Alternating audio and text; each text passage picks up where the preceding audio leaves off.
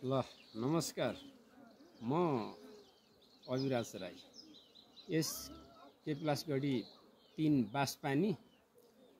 म विशेष गरी कृषिमा जागरण हुनको लागि 2065 देखि लागे। त्यस पश्चात म कृषि गर्दा गर्दै विभिन्न तरकारी बालीहरूको तालिम लिइरहेको थिएँ। त्यसो गर्दा गर्दै मलाई कृषिले केही आम्दानी बढाउने देखे पछाडि, यो स्रोतहरू देखे पछाडि मैले विभिन्न एसएसएमपी संस्था, जनसेवा नेपाल जाल्पासँग म विशेष ज्ञान लिएँ। अनि त्यसबाट मेरो त्यहाँको मलाई सल्लाह दिनुहुने मेरो अग्रज श्रद्धेय सर हुनुहुन्थ्यो इमान राई, र त्यसमा एकजना हरिश्रेष्ठ भन्ने सर हुनुहुन्थ्यो। उहाँले धेरै ज्ञान गुणको कुरा दिनुभयो। त्यस पश्चात म त त्यति मात्रै नभएर अझै बढौँ लागे पछाडि चाहिँ जिल्ला कृषि कार्यालयतिर गएँ। अहिले तपाईँ जिल्ला समन्वय समिति भनिन्छ। त्यहाँबाट मैले धेरै तालिम लिँदै गएँ। पहिला चाहिँ तरकारीको मात्रै लिएँ, त्यसबाट फलफुलको लिँदै गइयो। गर्दै त पछाडि त मलाई त मौरीको पनि चासो आयो। र 2065 सालमा एउटा घार मलाई दाइले दिनुभएको थियो बिउ, त्यसबाट फैलाउँदै लगे। अहिलेसम्म मैले मौरीमा चाहिँ फेरि अझै बढी तीव्र रूपमा प्रगति गर्ने मेरो आशा छ। किनभने तरकारीलाई चाहिँ बिहान र बेलुकी पानी दिइराख्नु पर्ने, हेरनु पर्ने, झार उखाल्नु पर्छ। तर मौरीमा त्यो छैन। मौरीमा के छ भन्दाखेरि सिजनको बेला हेर्ने हो, अरू बेला हामीले मौरीको बारेमा रोग र किरा हेरे पुग्छ। हामीले विशेष गरी मौरीलाई रोग लाग्ने भनेको विभिन्न प्रकारको हामीले नदेख्ने कुराहरू हुन्छन्। त्यहाँ विभिन्न प्रकारको चाहिँ भाइरसहरू छेडिरहेको हुन्छ र त्यसलाई हामी नर्मल तरिकाले अथवा सामान्य तरिकाले गाउँघरको उपचार गर्न सक्छौँ। त्यो उपचार गर्ने विधिमा हामीले मनतातो पानी राख्ने, हल्का 1 चिम्टी जति, जस्तै 1 लिटर पानीमा 1 चिम्टी जति नुन राख्ने, त्यसरी पनि उपचार गर्न सक्छौँ। र अहिले एग्रिभेटतिर पनि पाउनु त पाइन्छ रासायनिक विषादी। तर रासायनिक विषादी सबै किसानहरूलाई कसरी प्रयोग गर्ने भन्ने कुरो ज्ञान हुँदैन। त्यसैले गर्दा एग्रिभेटको औषधि चाहिँ रासायनिक विषादी चाहिँ नचलाउनुहोस् भनेर चाहिँ मैले साथीभाइले सल्लाह दिइरहेको छु। त्यसमा अक्सिटेट्रासाइट भन्ने एउटा औषधि पाउँछ, त्यसलाई चाहिँ खासै प्रयोग नगर्नुहोस्। तपाईँहरूले त्यसलाई पानीसँग मात्र मिलाउनु भएन भने मौरी नष्ट हुन्छ। त्यसले गर्दा तपाईँहरू गाउँघरमा पाइने विभिन्न रासायनिक औषधिहरू छ, तितेपाती प्रयोग गर्नुहोस् र तपाईँले नुन पानी प्रयोग गर्नुहोस् भनेर चाहिँ मैले सल्लाह सुझाव दिएको छु।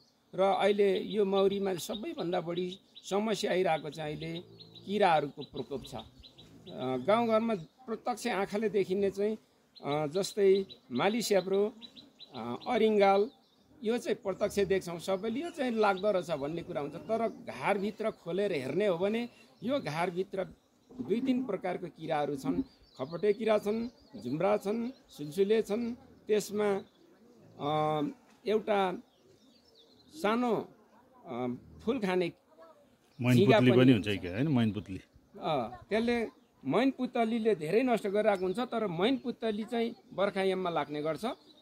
अन्डा खाने किरा चाहिँ बाहिरबाट आएको हुन्छ। त्यो लाम्चो कमलकोटीको आकारमा हुन्छ, कालो कलरको हुन्छ। त्यो किरा पसेपछि रानी अघि फुल पार्दै जान्छ, उसले झिक्दै खाने गर्छ र त्यसो गर्दै चाहिँ मौरीको सङ्ख्या घट्ने गर्छ। र अहिले चाहिँ पहिला धेरै मानिसहरू गाउँघरमा हामी यो खालको घार राख्थ्यौँ, पारम्परिक घार भनिन्छ। यो मुडे घार हो। अहिले अलिकति यसलाई हामी तक्ताले 4 पाटे बनाउँछौँ। यो वरिपरि मेरो घर वरिपरि पनि मुडे घार राखेको छु। र यसबाट चाहिँ हामीले मौरी आफै हुल निर्यास गर्नको लागि मुडे घारमा सजिलो हुन्छ। र यो आधुनिक घारमा चाहिँ हामीले मौरीलाई छुटाउन सहज हुन्छ। यसमा भित्र रहेको 10वटा फ्रेम हुन्छन्। त्यो 10वटा फ्रेमबाट हामीले कृत्रिम रानी पनि बनाउने भयौँ र प्राकृतिक रानी पनि भयो भने झनै सजिलो। यो चाहिँ हामीले वसन्त ऋतु र शरद ऋतुको बेलामा धेरै यसको छुटाउने काम गर्छौँ। र यसलाई हामी मह निकाल्ने क्रममा पनि वर्षमा 2 सिजन गर्छौँ। वसन्त ऋतुको बेला झिक्छौँ र शरद ऋतुको बेला झिक्छौँ। शरद ऋतु विशेष गरी हामी असोज कार्तिकलाई मान्ने गर्थ्यौँ भने, तर हाम्रो भूगोलको आधारले चाहिँ यसलाई चाहिँ कार्तिक र मङ्सिरमा काट्दा राम्रो हुन्छ। यसलाई गाउँले भाषामा उदाउली भन्छ, उदाउली सिजन र उभौली सिजन भन्छौँ। वसन्त ऋतु वैशाख र जेठ, चैत र वैशाख भन्छन्। तर पनि त्यसलाई चाहिँ हाम्रो भूगोलमा चाहिँ वैशाख जेठ बरु असारको 15 दिनसम्म अथवा दोस्रो हप्तासम्म चाहिँ मह निकाल्न सकिने छ। र मेरो यो मौरीलाई प्रगति गर्नको लागि चाहिँ धेरैजनाले यो चाहिँ अल्छे खेती हो, अल्छेले गर्ने भन्नुहुन्छ, तर यो अल्छेले होइन छ, यो चाहिँ निकै मेहनत गर्नेले मात्रै गर्न सक्ने भएको छ। यसलाई हामी विशेष गरी ध्यानपूर्वक गर्ने भने यसलाई सिजनमा हामी हप्ता दिनमा निरीक्षण गरिराख्नुपर्ने हुन्छ, गोला निरीक्षण, घार निरीक्षण गरिराख्नुपर्ने हुन्छ। त्यस पश्चात मात्रै हामी हप्तामा गऱ्यौँ, 10 दिनमा गऱ्यौँ र बेसिजन भनौँ अथवा बेमौसमको बेलामा चाहिँ 15 दिनमा निरीक्षण गऱ्यौँ भने मौरीमा पक्कै पनि प्रगति हुनेछ। यति भन्दै मेरो भनाइ यही अन्त्य गरेँ। हस्, धन्यवाद। यो परम्परागत घार, परम्परागत, यो आधुनिक घार, यो आधुनिक घार।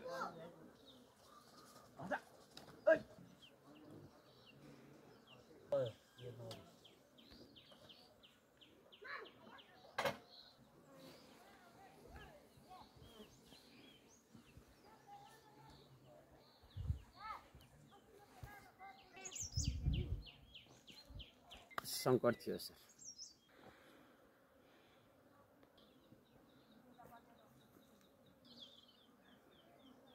यो लडाइँ भइरहेछ मौरीहरूको रहेछ, यहाँ पनि लडाइँ रहेछ। यहाँलाई यो बास्ना दिएपछि अलिकति छुट्छ।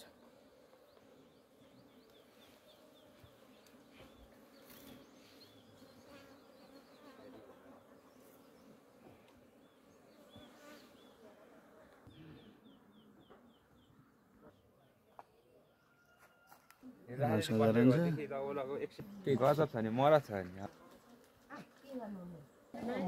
एकै दिनमा होइन,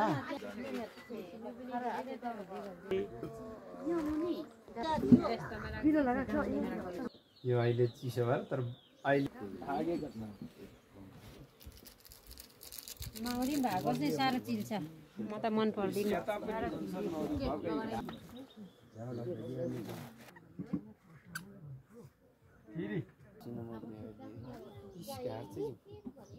हुनै पर्ने भागे पनि